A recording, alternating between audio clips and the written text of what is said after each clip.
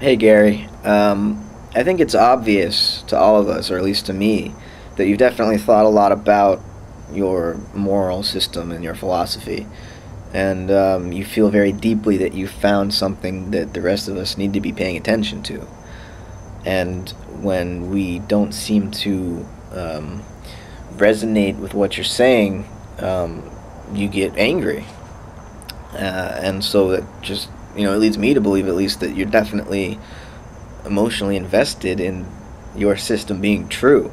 And there's nothing wrong with that. I mean, if you're a serious thinker, then of course you're going to arrive at some pretty eye-opening uh, results, and you're going to believe them because you think, because you want to know the truth. And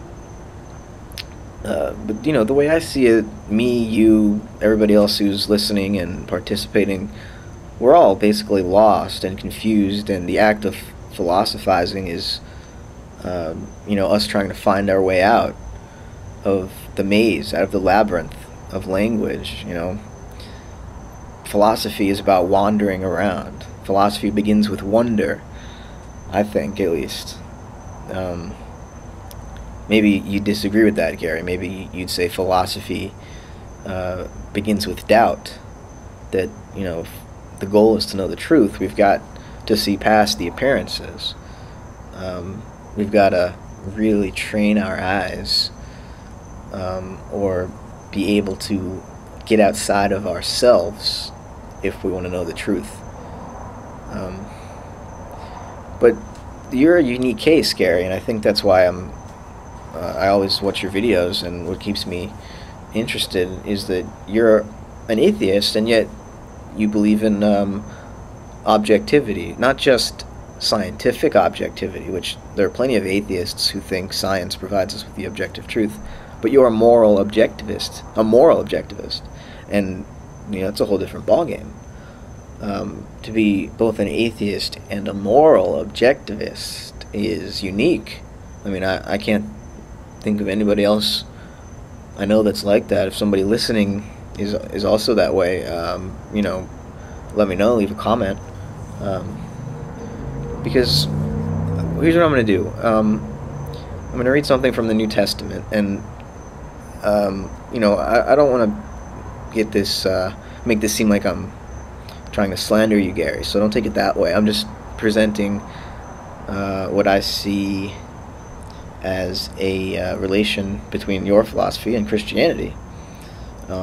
Christianity being, of course, a sort of revision of Judaism. It's a reform of the old law. So the Ten Commandments. There's some weird things in there about being in a tribe, and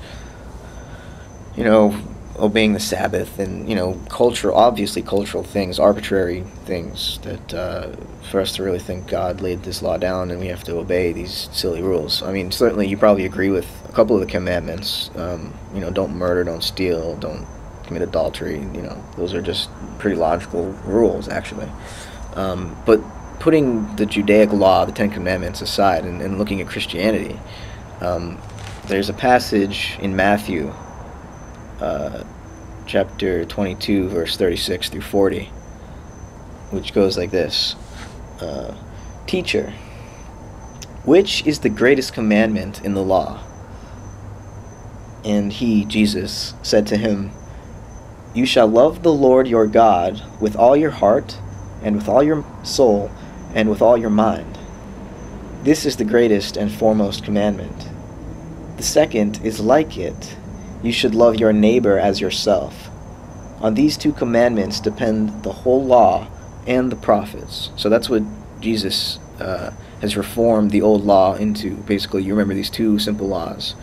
Love God and love your neighbor as yourself. And if we just replace the God part with the intellect, or rationality, or objectivity, this is identical to your moral system. So, Christianity has been reformed too. You no longer have to belong to a church to be a Christian.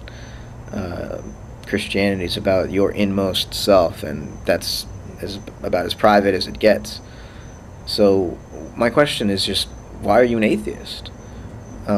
This is the Christian law that I just read, and certainly if you don't think that the metaphysical interpretations inherent to the God word um, are warranted, then replace it with the word intellect. But still, God is basically the voice in our heads that commands us.